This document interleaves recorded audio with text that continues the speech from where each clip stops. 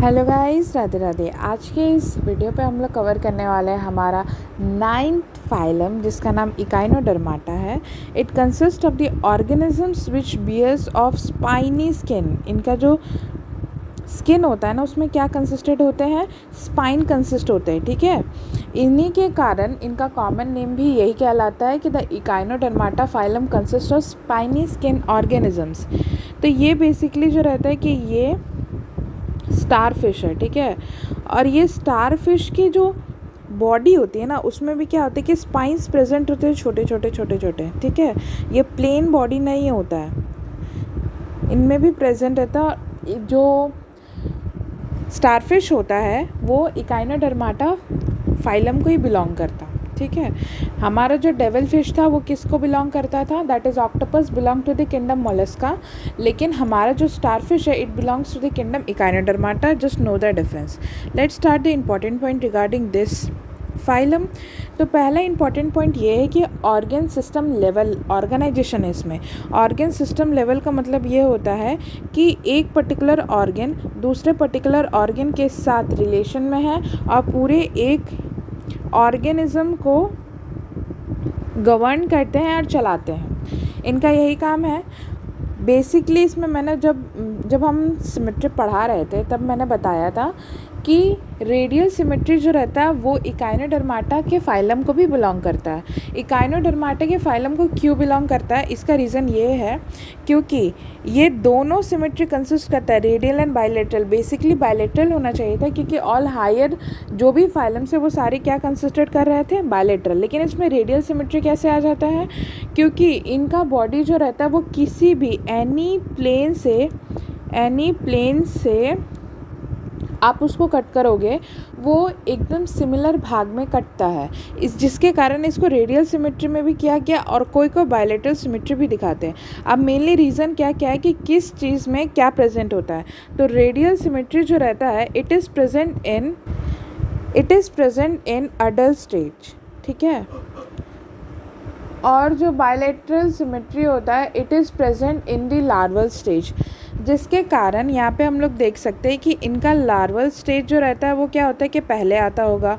और इनका first larval stage जो रहता है वो क्या कंसिस्ट करता है, किस तरीके का symmetry, that is bilateral symmetry.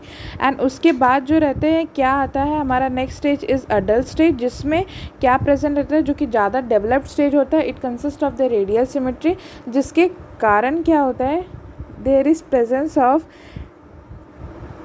Presence of retrogressive evolution. अब रेट्रोग्रेसिव एवोल्यूशन क्या होता है, रेट्रोग्रेसिव एवोल्यूशन उसको कहते हैं जहाँ पे उल्टा एवोल्यूशन होता है, उसी को हम लोग क्या कहते हैं, रेट्रोग्रेसिव एवोल्यूशन,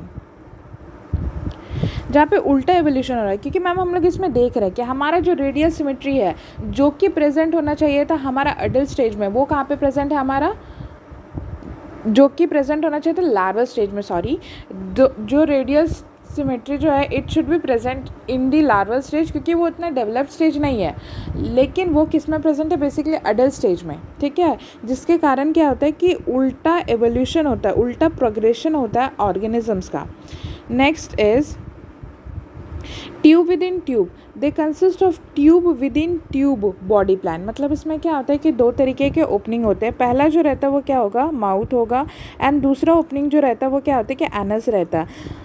इनमें जो जर्म लेयर्स होते हैं वो क्या होते हैं कि ट्रिप्लोप्लास्टिक होता है। मैम ट्रिप्लोप्लास्टिक का मतलब क्या होता है कि अब हम लोग को पूरी अच्छी तरीके से याद है कि 3 जर्म लेयर होंगे।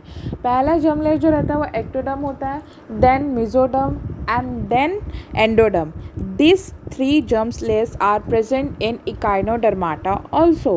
ये कोलमेट होते हैं। कोलमेट मतलब क्या होता है कि इनके जो जर्म लेयर के बीच में क्या प्रेजेंट होगा, कैविटीज़ आर प्रेजेंट, ठीक है। और इनका जो हैबिटेट होता है ना, वो मैंने पहले ही बताया है कि द एक्सक्लूसिवली मरीन होते हैं।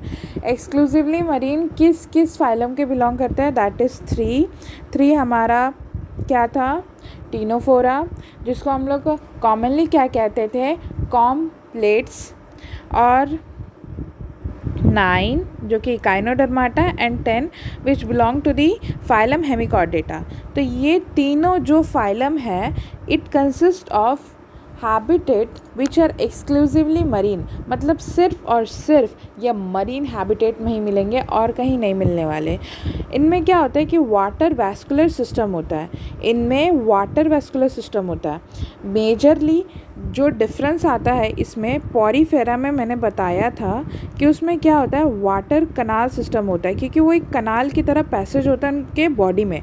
लेकिन ये क्या होता है कि वेसल्स के इंक्लूडेंस, वेसल्स ब्लड वेसल्स का इंक्लूडेंस होता है और एक ऑर्गेनाइज्ड मैनर में इनका वाटर आता भी है और बॉडी से निकलता है, जिसके कारण इसमें क्या होता है कि Echinodermata have water vascular system. तो ये डिफरेंस याद रखना है। पॉरीफेरा में किस तरीके से ट्रांसपोर्टेशन होता था, वाटर का एक कनाल की तरह, लेकिन जो इकाइनोडर्माटा है उसमें एक वैस्कुलर सिस्टम की तरह ट्रांसपोर्टेशंस होते हैं वाटर के, और जो भी पार्टिकल्स रहते होंगे, जो भी फ्लूइड पार्ट रहते होंगे, उनका एक वैस्कुलर सिस्टम के ज़रिए ही ट्रांसपोर्टेशन होता है। बेसिकली यही दो डिफरेंस है, और ये जो क्वेश्चंस है ये नीट में पूछे जा चुके हैं, ठीक है। तो ये पॉइंट जो है वो बहुत ज़्यादा इंपॉर्टेंट है, don't get confused between the canal and vascular. Next क्या होता है कि जो हैबिटेट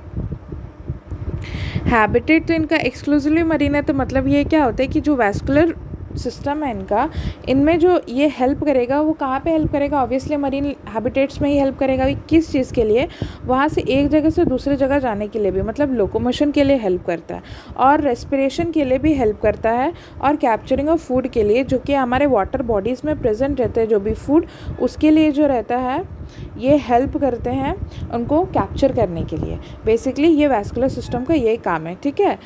तो नेक्स्ट पॉइंट है कि इनका जो एक्सोस्केलेटन, अब हम स्टारफिश की बात करते हैं।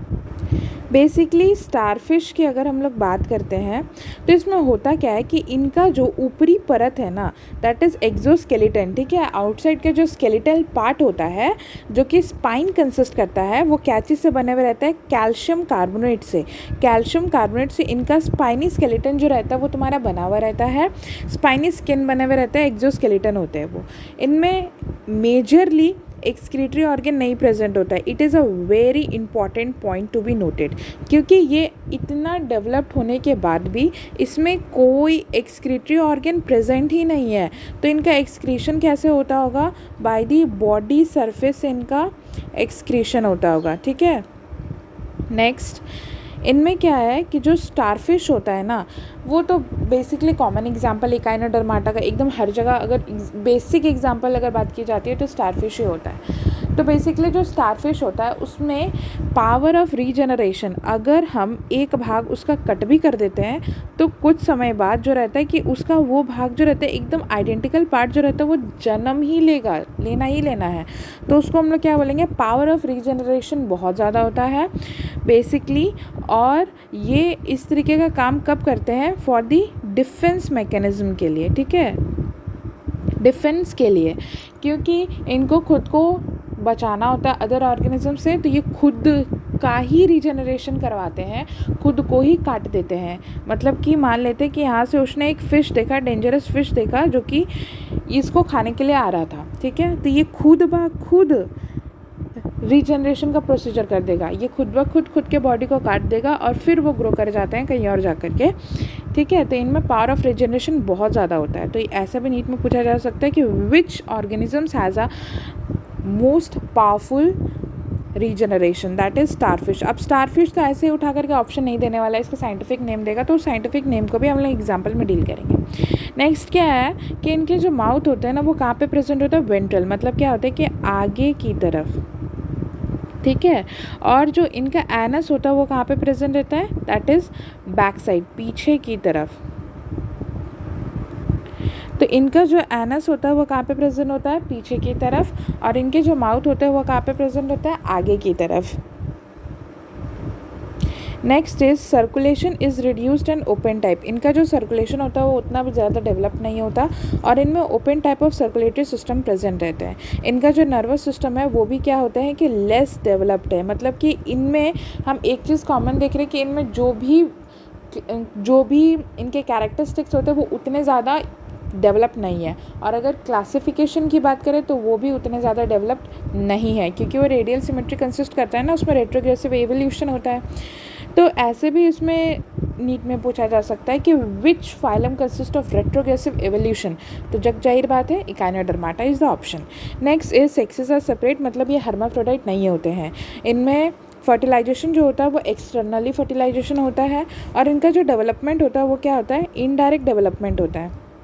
इनमें जो इनडायरेक्ट डेवलपमेंट है वो बेसिकली क्या कंसिस्ट करेगा, लार्वल स्टेज कंसिस्ट करेगा। ऐसे कि एनसीईआरटी में लार्वल स्टेज का नाम मेंशन नहीं है, और ऐसे बता कभी कोई बड़ी चीज़ नहीं करनी है। जो इंपॉर्टेंट चीज़ है वो याद रखिएगा हर एक फाइलम का। नेक्स्ट इनके सबसे इम्पॉर्टेंट जो है वो तो क्या है, इनके एग्जाम्पल्स बेटा। एस्टेरियसिस जो रहता है वो किसको बोलते हैं, स्टारफिश। अब यही बोल देगा कि एस्टेरियसिस is consisting of dash, that is regeneration, power of regeneration इसमें बहुत ज़्यादा होता है। Next is echinus. इकाइनस जो रहता है वो क्या होता है कि सी अर्चिन को बोलते हैं। Next Antedon consist of sea lily and cucumber, sea cucumber. ये तो बहुत ज़्यादा इजी एग्जांपल है, क्योंकि आप जैसे ये क्यूक्यूम्बर वाला पार्ट देखोगे तो वैसे याद आ जाएगा कि सी क्यूक्यूम्बर। इनका बेसिकली एग्जांपल्स का यूज़ जो रहता है वो मैच द फॉलोइंग में यूज़ ज़्यादा किया जाता है। एंड ऑफ्यूरा जो रहता है उसको हम लोग क्या कहते हैं कि ब्रिटल स्टार, ठीक है। तो यहाँ से एस्टेरियसिस जो रहता है वो तुम्हारा, वो तो याद रखना ही होगा, क्योंकि उसको क्या होता है कि स्टारफिश बोला जाता है। तो ये तो बेसिक एग्जांपल है, आपको याद रखना ही होगा। लेकिन इसको कैसे याद कर सकते हैं वो मैं बताती हूँ। यहाँ पे एस टी प्रेजेंट है, ठीक है, एस टी, और यहाँ पे इनका एस टी हो गया। तो ये क्या होता है कि एस्टेरियसिस होता है तो वो क्या होता है कि स्टारफिश कंसिस्टेड होंगे। एंड इकाइनस होते हैं, तो इकाइनस जो रहता है वो क्या होता है कि यू प्रेजेंट है ना, तो ये भी क्या होंगे, सी अर्चिन होंगे, ठीक है। एंड एंटीडेन प्रेजेंट है, तो पता ही है कि जो आंटीज़ होती है उनको हमेशा जो रहता है कि अच्छा सुनना बहुत अच्छा लगता है, और बालों पे अपने जो रहते हैं कि फूल लगाना बहुत अच्छा लगता है, और उनको गार्डन से भी बहुत ज़्यादा प्यार होता है। इस तरीके से अपना माइंड में सेटअप करके रखना। और उनको लिली बहुत पसंद होती है, तो उससे क्या होगा कि आंटियों को क्या प्रेजेंट रहते हैं, पसंद रहते हैं सी लिली। और क्यूक्यूम्बर से ये तो बहुत ज़्यादा ईजी है, that is sea cucumber. And Ophiura ये याद रखना होगा आपको, that is brittle star. So this is all for Echinodermata. Thank you.